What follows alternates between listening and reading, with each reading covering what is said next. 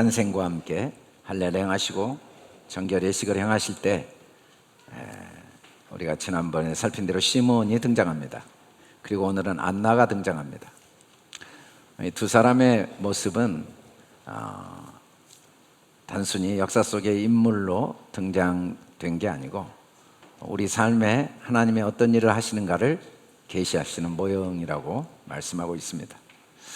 오늘 등장한 안나는 뭐라고 이야기를 하냐면 마침 이때 나와서 하나님께 감사하고 예루살렘의 속량을 바라는 모든 사람에게 그에 대하여 말하니라.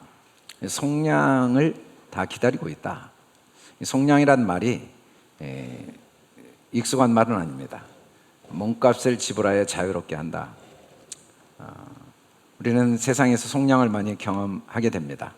빚을 탕감받기도 하고 죄가 대통령 특별 사면으로 사면되어지기도 하고, 그래서 모든 값이 완전히 지불되어져서 완전히 자유롭게 되는 경험들을 하고, 또 우리나라처럼 일본의 식민 통치를 받다가 해방이 되기도 하는 경험을 하죠. 이 모든 것들을 속량이라고 합니다. 물론 그런 속량의 과정을 보면 반드시 값이 지불되죠.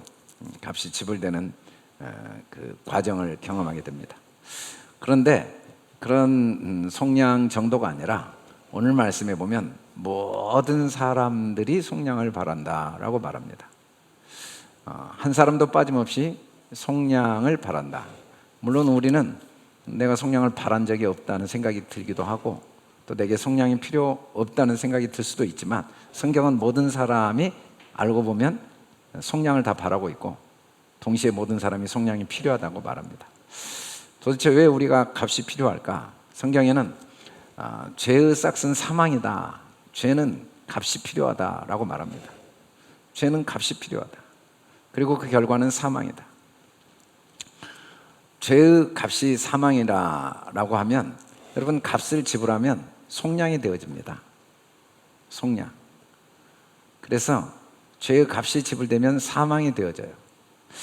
성경은 이 죽음을 우리가 생각하는 단순히 육체의 죽음이라고 말하진 않습니다.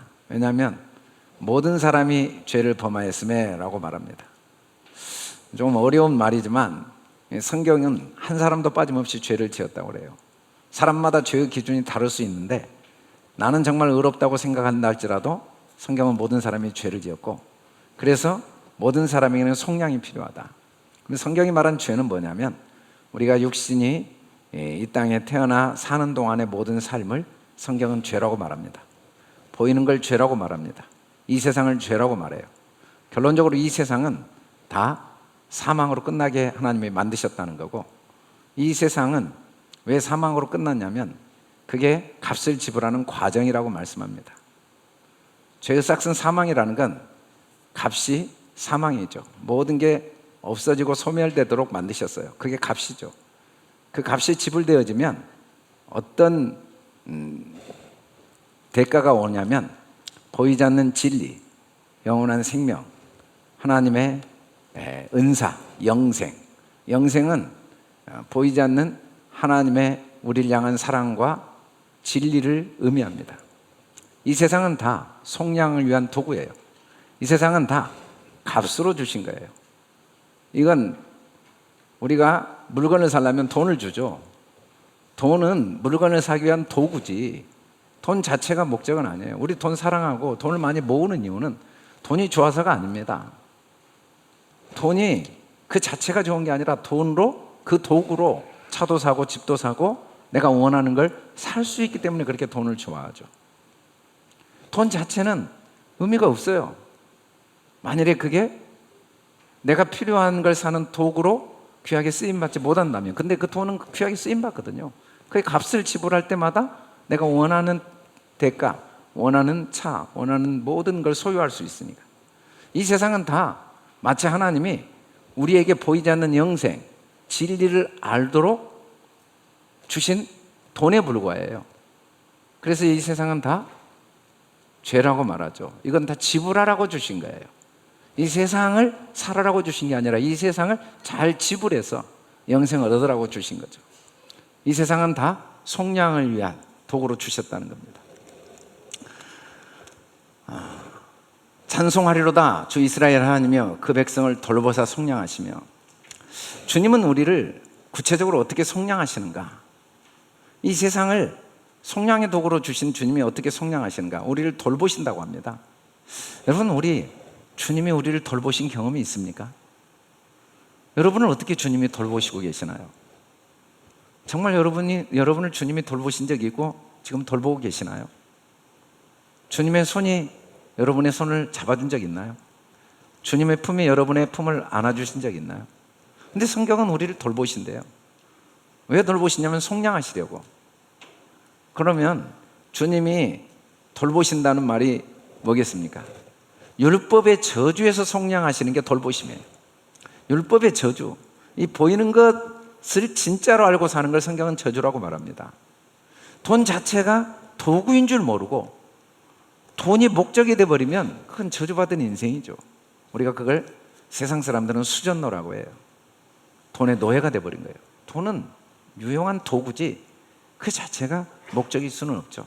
그런데도 우리가 돈 때문에 건강을 잃기도 하고 사람을 잃기도 하고 마음이 상하기도 하고 때로는 인생 전체가 망가지는 경험을 수없이 많이 하죠. 그게 바로 율법의 저주 아래 있는 모습이에요. 우리가 사는 삶의 과정은 누구나 한 사람도 외 없이 겉으로는 다르지만 똑같아요. 우리는 자꾸 다른 사람은 나와 다르다는 착각을 하고 살아가도 똑같아요. 좋은 일도 있고 나쁜 일도 있고 두 가지밖에 없어요. 실패도 있고 성공도 있고 기쁜 일도 있고 슬픈 일도 있고 누구나 똑같이 경험해요. 아니 나만 이렇게 실패를 경험하니까 그럴 수가 없어요. 누구나 빛이 있고 어둠이 있고. 근데 문제는 그 모든 것들이 다 도구인 줄을 알게 도우시는 게 주님이 돌보시는 거예요. 그래서 삶 자체에 과정을 하나도 빠짐없이 뭘로 보는가? 그게 바로 하나님의 아들의 명분을 얻게 하는 도구임을 알게 되는 게 하나님의 돌보심입니다.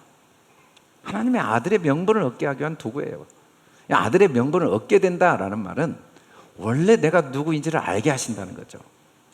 어린애들이요, 막 태어나서 그 아이가 부모님의 아들로서 어떤 자기에게 기회가 주어지는지는 스스로는 몰라요. 왕의 아들이건 뭐 부자의 아들이건 가난한 사람의 아들이건 그 아들 자체는 다 막 태어나면 똑같이 몰라요. 근데 시간이 지나면서 내가 누구 아들인가를 조금씩 경험해 가겠죠. 깨달아져 가겠죠. 그걸 성경은 속량이라고 그래요. 그걸 속량, 그걸 아들의 명분을 얻게 하는 거죠.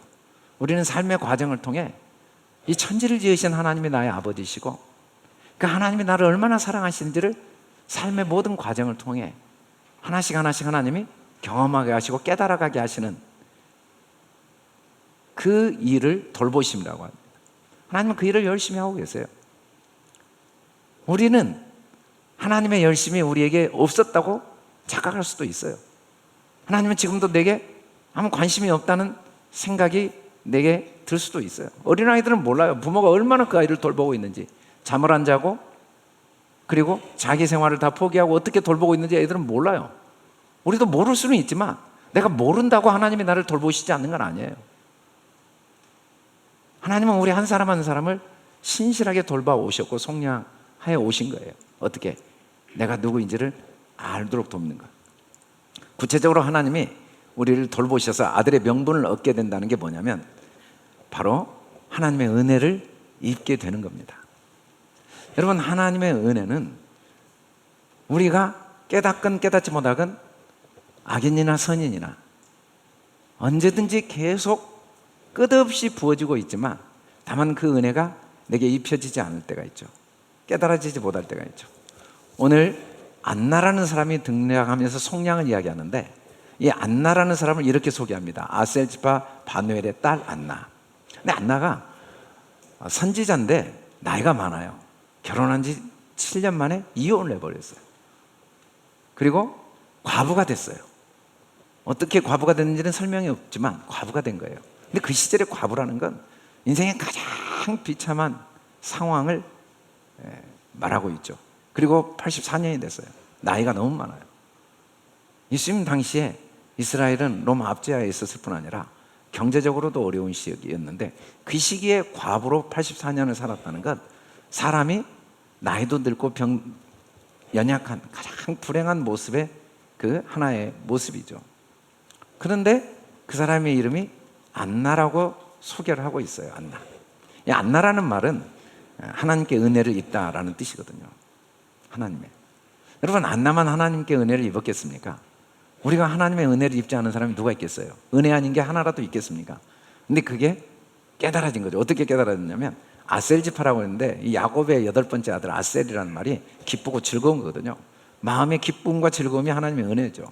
어떻게 기쁨과 즐거움을 느꼈냐면 파누엘, 이 파니멜, 하나님의 얼굴이 비춰진 거예요. 자기 삶 속에, 자기가 걸어온 시간 속에, 자기가 겪은 사건 속에, 자기가 처한 상황 속에 이스라엘이 로마의 압제에 있지만, 자기는 과부가 됐지만, 나이는 84세 늙고 연약한 모습이지만, 그럼에도 불구하고 그 모든 과정 속에 하나님의 얼굴이 보인 거예요. 하나님의 은혜의 얼굴. 그걸 한마디로 딸이라고 표현했습니다. 복음서에는 주님이 항상 딸아라는 표현을 할 때마다 모든 그 대상에게 동일한 일이 일어납니다. 하나님의 은혜를 입은 사람들. 더 이상 12의 혈루증 앓은 여인에게도 따라, 18년 동안 귀신 들려 허리가 꼬부라진 애에게도 따라, 시온에 따라, 이스라엘에 따라라는 말은 우리가 이제 더 이상 이 보이는 것들을 보지 않고 그 속에 하나님의 얼굴을 보게 될 때 성경은 딸이라고 표현해요. 이 딸은 여자를 의미하는 게 아니에요. 우리가 남자건 여자건 하나님의 눈으로 볼 때 하나님의 얼굴이 비춰져서 마음에 기쁨이 경험되어지는 그 순간을 딸이라고 하죠. 이제 그리스도의 신부로 준비된 상태거든요. 그걸 한마디로 안나라고 그랬어요. 안나. 하나님은 우리 삶을 계속 속량해 오셨어요. 어떻게? 하나님의 은혜를 입도록. 이 복음이 이미 너희에게 이르매 너희가 듣고 참으로 하나님의 은혜를 깨달은 날부터 너희 중에서 또한 온천하에 있어 열매를 맺어 자라는도다. 하나님이 하시는 일은, 성령이 탄식하며 우리를 위해 기도하시는 일은, 말할 바를 모르는 우리를 위해 기도하시는 일은 바로 은혜를 깨닫게 하는 겁니다. 말을 못한다는 건 말을 못한 게 아니라 모른다는 말이에요. 그래서 말을 못하는 거죠. 아는 게 있어야 말을 하죠. 그런데 성령님이 계속 말하게 도우세요. 어떻게? 이 속에 이런 하나님의 은혜가 있었구나. 이 속에 이런 하나님의 사랑이 있구나. 하나님이 나를 이처럼 사랑하시는구나. 그걸 계속 깨닫도록 도와오신 과정이 우리의 삶이고, 우리의 현재고 우리의 미래라는 거죠.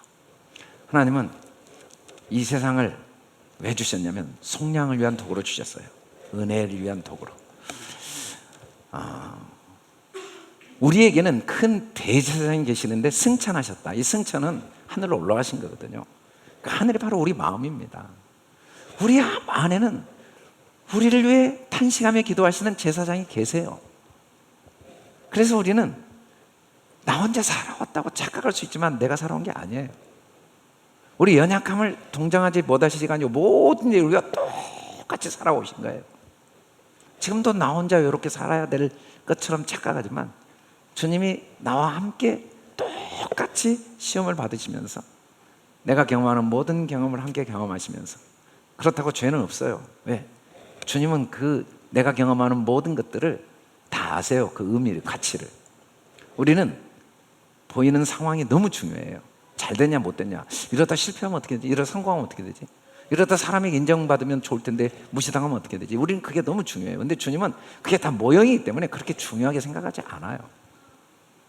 죄는 없으시면서 경험하시거든요. 죄가 없다는 건 그게 무엇인지를 아는 거예요.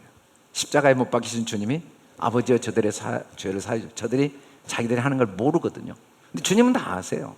알면서 경험하시는 거죠. 알면서 다 경험하시면서 때를 따라 우리에게 하나님의 은혜를 깨닫도록 도우십니다. 그래서 우리는 이 세상이 은혜의 보좌예요. 여러분, 삶을 어떻게 살아왔느냐가 우리 삶에 다 달라요. 한 사람도 빠짐없이 다 다르지만, 그러나 알고 보면 다 똑같아요. 한마디로 선악이에요. 그리고 결국은 다 보좌예요. 하나님이 내게 은혜를 주시기 위해서 예비한 보좌예요. 우리가 지금 처한 상황이 다 달라요. 건강한 사람, 아픈 사람, 일이 뜻대로 된 사람, 안 된 사람, 하나님의 말씀이 깨달아진 사람, 깨달아지지 않은 사람, 우리 앞날에 그 과정이 다 달라요.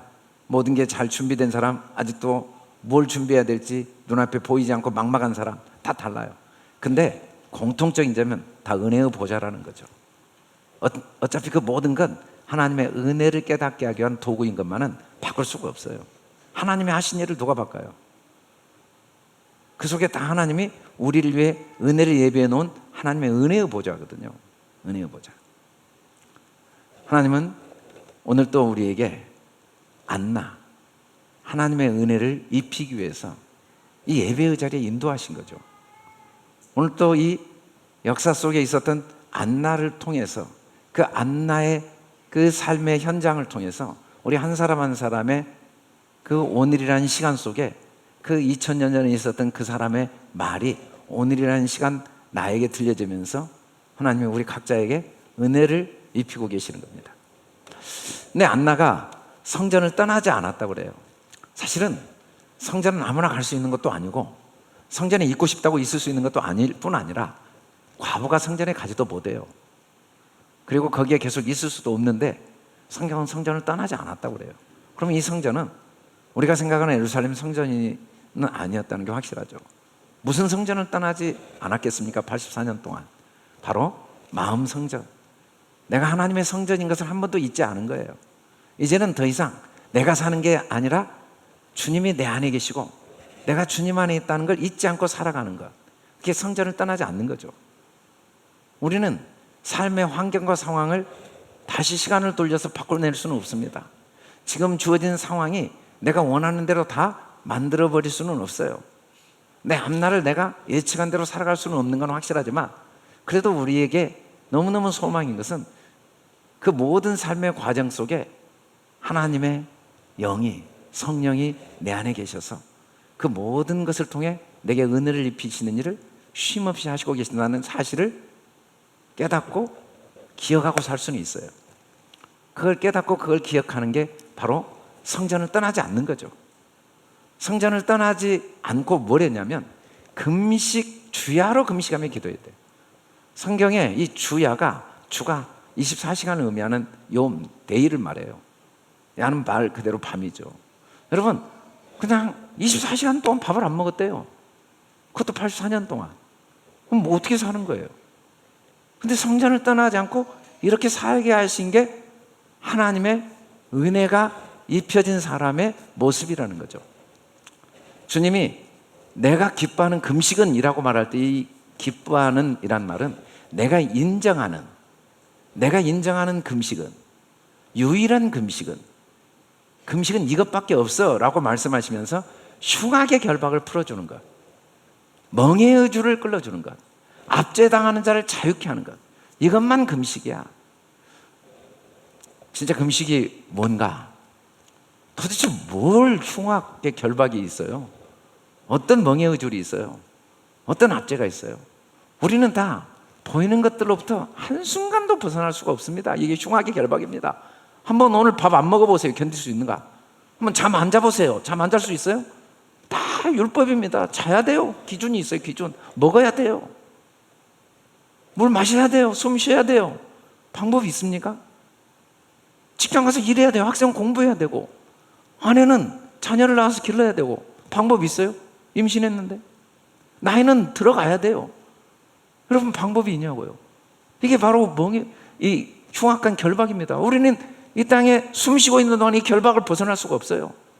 정치 제도를 벗어날 수 있습니까? 방법이 없어요. 근데 이걸 어떻게 풀어주냐면 이게 다 모형인 걸 알게 되는 게 풀어지는 거죠. 이건 다 도구야. 하나님의 은혜를 얻기 위한. 우리가 세상을 살다가 죄를 많이 지어도, 살인죄 지어도 그 사람이 죽어버리면 모든 게 종료돼 버려요. 그건 하나의 모형입니다. 이 세상이 모형인 걸 보여주는 하나님의 도구예요. 세상에서도 그래요. 육신이 딱 죽고 안 보여버리면 끝이에요. 뭐 그동안에 지었던 죄, 그동안에 뭐 살았던 삶이 다 더 이상 의미가 없어져요. 그런 것처럼 이 흉악의 결박을 풀어준다는 것, 삶을 살지만, 직장 생활하고 사회 생활하고 우리가 가정 생활하지만 이게 다 좋을 때도 있고 나쁠 때도 있지만, 요셉처럼 때로는 생각지도 않았던 고난이 와서 형들에 의해서 노예로 팔려갈 수도 있지만, 그게 다 모형인 줄을 매 순간 알고 그 속에 어떤 하나님이 하신 선한 뜻이 있음을 믿는 게 바로 흉악의 결박을 풀어주는 거죠. 흉악의. 그리고 멍에의 줄. 삶은요, 여러분 안 먹을 수는 없고, 직장 안 갈 수 없고, 돈 안 벌 수 없고요, 공부 안 할 수 없고, 사업 안 할 수 없어요. 열심히 하세요. 그러나 그게 내 삶의 멍에가 돼버리면 안 돼요. 주님의 멍에를 풀어준다는 건, 이거 다 주님이 다 하고 계시는 일이에요. 이 속에 주님이 나와 동행하시고 나와 함께 하시고, 그 모든 일이 잘 될 때도 있어요. 안 될 때도 있지만, 최선을 다하는데도 어떤 때는 열심히 하면 된다고 그러는데 열심히 해도 안 된 사람이 있어요. 아니, 어용병했는데 되는 사람도 있잖아요. 그런데 그게 중요한 게 아니고, 그걸 다 어떤 모양으로든지 그 속에서 하나님의 은혜와 사랑이 있다는 걸 항상 기억하고 사는 게 멍에의 줄을 끌어주는 자죠. 인생은 그래서 생각보다 참 행복하고 황홀한 겁니다. 우리가 경험하는 경험을 바꿀 수는 없지만 어떤 경험 속에도 하나님의 은혜가 있거든요. 하나님의 얼굴이 그 속에 있어요. 안나, 한나. 그리고 압제당하는 자를 자유케 하며, 이 모든 멍에, 결국은 우리 인생 전체는 무거운 멍에인데, 여러분, 내가 아무리 노력하고 아무리 힘쓰고 아무리 애써도 나 혼자 사는 게 아니기 때문에, 모든 사람을 내 마음대로 할 수 없기 때문에 다양한 사람들의 모습이 나를 에워쌀 수밖에 없어요. 아니, 저기 공격이 오는데 어떻게 하겠습니까? 그러나 그 모든 일 속에 하나님의 은혜를 깨닫는 게 바로 자유죠. 이 모든 일은 내 안에 일어나는 일입니다. 내가 압제당해요. 내가 흉악의 결박에 매여 있죠. 내가 멍에를 먹고 있는 거예요. 이 하나하나, 그 다 내 생각이 문제입니다. 이 생각을 하나님께서 진리로 깨달아 알게 하시는 과정. 그래서 진짜 금식은 뭐냐면, 이 세상의 어떤 것도 그 자체를 목적으로 삼지 않는 거예요. 그래서 모든 걸 다 감사로 받고 은혜로 생각하고, 내가 겪는 환경, 상황, 문제들을 하나님의 은혜로 받아들이는 사람은 금식하는 사람이에요. 그 사람은 양식이 있죠. 양식. 그 사람은 영의 양식을 먹는 사람이에요. 줄인 자에게는 내 양식을 나눠주며 유리하는 빈민을 집에 들이며. 이게 진짜 금식입니다. 내 양식을 나눠주는 거예요. 누가 줄입니까? 보이는 세상 속에서 그게 전부인 줄 알고 살아가다 보면 때로는 교만해지고, 때로는 낙심하고, 때로는 절망하고, 때로는 슬퍼하는 그 모든 것 속에 어떠한 하나님의 선하심이 있는가를 함께 나눠주는 것. 그게 진짜 금식이라는 거예요.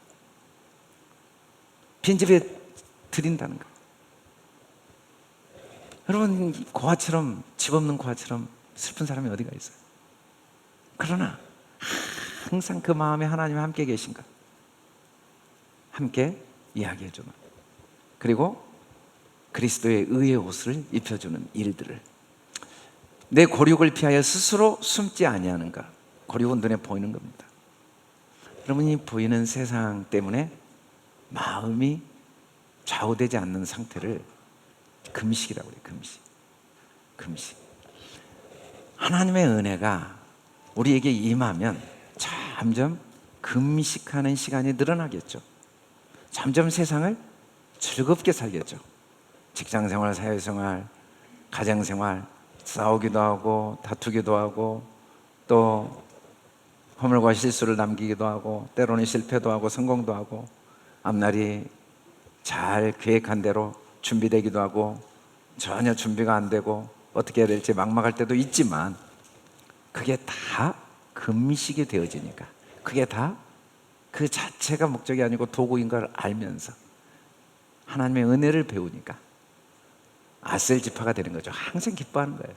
항상 기뻐하라는 말은 그냥 아무 의미 없이 그냥 무조건 자기를 세뇌하듯이 기뻐하자라는 게 아니라 속량이 되어지면서 계속 경험되어지면서 전혀 내가 경험하지 못했던 또 다른 은혜를 경험해 가면서 이런 상황 속에도 은혜가 있을지는 꿈에도 몰랐는데, 아니 노예로 끌려가는 상황 속에 은혜가 있을지는 꿈에도 몰랐는데, 아니 감옥에 간 상황에 어떻게 은혜가 있고, 아니 바벨론 포로 속에 어떻게 은혜가 있고, 아니 예수님이 십자가에 못 박히고 그렇게 온몸이 채찍으로 갈기갈기 찢기는 그 속에 은혜가 있을지는 꿈에도 몰랐는데 계속 경험해 가는 거예요.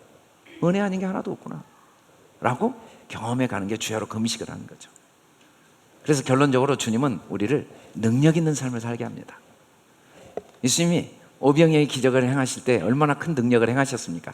사람들이 예수님을 왕 삼으려고 몰려왔을 때 예수님이 뭐라고 했냐면, 썩을 양식을 위해 일하지 말고 영생하도록 있는 양식을 위하여 하라. 이 양식은 인자가 너희에게 주리니 인자는 아버지 하나님께서 인친자시나. 예수님의 삶은요, 도장이에요. 도장. 모형이에요. 모형. 우리가 다 똑같은 삶을 살고 있다는 걸 보여주는 거예요. 네가 인정하건 인정하건 네 삶이 바로 나와 똑같은 삶이야. 육체로 오셔서 왜 태어나셔서 말씀이 육신이 되어 십자가에 죽으시고 부활하시고 승천하시냐면 바로 너의 삶을 내가 그렇게 인도하고 있어. 그래서 진짜 금식하는 사람은 계속해서 말씀이 언약으로만 들려요. 하나도 이 영생하도록 있는 양식을 위하여 하라라는 말이, 내가 너를 그렇게 인도하고 있어. 너를 계속 영생하도록 있는 양식을 먹도록 내가 도와온 거야. 모든 게 하나님의 언약으로만 계속 들리기 시작하는 거죠. 썩을 양식을 위해 일하는 사람은 이 세상에 다 내가 살아왔고 살고 있고 살아야 될 일로만 보여요. 다 일로만 보여요. 이게 썩을 양식을 위해 일하는 거예요. 근데 영생하도록 있는 양식을 위해 일하는 사람은 이게 다 언약으로만 들리는 거죠. 그래서 그들이 묻되 우리가 어떻게 하나님의 일을 하오리까? 그랬더니 예수께서 대답하여 이르시되 하나님께서 보내신 일을 믿는 것이 하나님의, 이 믿음은 다 언약이구나. 이 속에 다 하나님의 사랑이 있구나. 하나님이 하신 성경 모든 말씀이 다 나를 향한 하나님의 포기할 수 없는 신실한 언약이구나. 근데 우리는 계속 썩을 양식을 먹을 수밖에 없죠. 또 내가 뭘 해보려고 하고, 그래 나는 영생하도록 양식을 먹어야 돼. 나는 진짜 은혜를 입어야 돼. 계속 내가 하고 있는데 하나님은 계속해서 우리를 은혜를 입히셔서 시간이 갈수록 이게 다 언약으로 들려져서 우리는 우리 일을 열심히 하는데 그 모든 것 속에 하나님의 언약이 담겨 있으니까 우리의 삶의 과정 속에서 환경은 바꿀 수 없지만, 상황은 바꿀 수 없지만 하나님이 주신 은혜를 계속 누리게 하신다는 거죠. 내게 능력 주신 자 안에서 내가 모든 걸 할 수 있는, 이 능력이 뭡니까? 그걸 다 언약으로 보게 하는 능력이에요. 그래서 이제는 나를 기준으로 내 미래를 보지 않고 내 경험과 내 생각을 기준으로 나와 환경과 상황을 보지 않고 언약으로 모든 걸 보는 거예요. 하나님이 다 하고 계시는구나. 하나님이 다 하실 일인데. 그래서 마음껏 꿈꾸고 마음껏 기대하고 마음껏 소망하면서 마음껏 사랑하면서, 주님이 다 사랑하게 하시니까 마음껏 사랑하고, 주님이 다 이루게 하시니까 마음껏 꿈꾸고, 자꾸 언약으로 보게 되어지는 게 주님이 주시는 능력이죠. 그게 믿음이죠. 믿음은 능력이고, 믿음은 모든 게 하나님의 언약으로 깨달아지고 믿어지고 고백되어지는, 그게 진짜 금식이에요. 그러면 우리는 능력 있는 삶을 살게 돼요. 다 언약인데 못할 게 뭐가 있고 염려할 게 뭐가 있고 문제가 뭐가 있어요. 우리는 즐기고 기뻐하고 감사하고 하루하루 우리는 똑같이 압제에 있습니다. 멍에 있습니다. 우리는 또 공부해야 돼요. 직장 생활해야 돼요. 근데 우리는 그 과정이 다 언약인 걸 믿고 즐겁게 하는 거예요. 결과가 어떻든 그 속에 또 다른 언약이 있으니까 우리는 또 열심히 하는 거죠. 결론적으로 오늘 말씀을 이렇게 안나는 이야기합니다. 예루살렘의 속량을 바라는 모든 사람이 그에 대하여 말하니라. 모든 사람은 예루살렘의 속량을 바라고 있어요. 뭔 말이냐면 하나님이 지으신 모든 것, 태어나서 죽을 때까지 경험하는 모든 건 하나님이 다 아름답게 하셨는데 영혼을 사모하는 마음을 주시려고 만들었다고 그랬어요. 영혼을 사모. 이 영혼이라는 건 시간이 아니고 보이지 않는 하나님의 사랑을 성경은 영혼이라고 그래요. 언약을 영혼이라고 그래요. 그 속에 하나님의 언약을 더욱 깨달아 알도록 세상을 다 만들어 놓은 거예요. 우리가 경험하는 모든 삶, 태어나서 늙고 병들고 죽어가는 이 모든 과정은 하나님의 언약이 더욱 마음이 깨달아지고 간직되어지도록. 그래서 다 아름다운 거죠. 하나도 빠짐없이. 그리고 그걸 경험하면서 그걸 사모하는 사람들을, 모든 사람이 이런 마음이 있거든요. 모든 사람에게 이게 필요해요. 진짜 필요한 건 진리 외에는 없어요. 주님은 진리를 증언하러 오셨거든요. 증언하러 오셨어요. 우리에게 그걸 보여주려고, 본을 보여주려고. 우리가 할 일은 진리를 증언하는 것 외에는 할 일이 없어요. 하나님은 우리에게 은혜를 입히실 뿐 아니라 그 은혜가 내게 깨달아지고 또 다른 사람에게도 은혜를 나누어 주도록, 사모하는 영혼에 만족을 주시고 줄인 영혼에 좋은 것으로 채워주시는데, 계속 이 땅의 삶에 언제나 만족이 올까? 만족 없어요. 왜냐하면 영혼의 만족을 주시려고, 좋은 것으로 채워주려고. 그게 뭡니까? 어떤 상황에서도 하나님의 사랑을 발견하는 사람, 어떤 경우에도 그 속에서 하나님의 은혜를 깨닫는 사람, 그리고 그 은혜를 함께 나누는 사람. 결론적으로 주님은 우리가 하나님의 은혜 속에서 은혜를 경험하고 은혜를 말하고 나누는, 그래서 은혜 안에 하나가 되는, 죄사함을 받게 하는 회개. 이 죄사함을 받게 하는 회개는 모든 것 속에 하나님의 사랑을 발견하는 게 죄사함을 받게 하는 회개입니다. 너희는 이 모든 일이 증인이라. 그래서 우리는 함께 삶의 모든 과정이 얼마나 감사한 하나님의 은혜를 깨닫게 하는 도구 있는지를 뒤를 돌아보면 또 나누고, 오늘을 나누고, 앞날에 대한 기대와 소망 가운데 항상 기뻐하고 감사하며 살도록 하나님은 우리를 열심히 인도하고 오셨어요. 그리고 지금도 우리에게 그 일을 하시고, 오늘 학습을 받는 분, 오늘 입교하시는 분, 세례 받는 분, 다 주님이 이 속량하시는 과정 속에 오늘 이라는 시간을 가졌죠.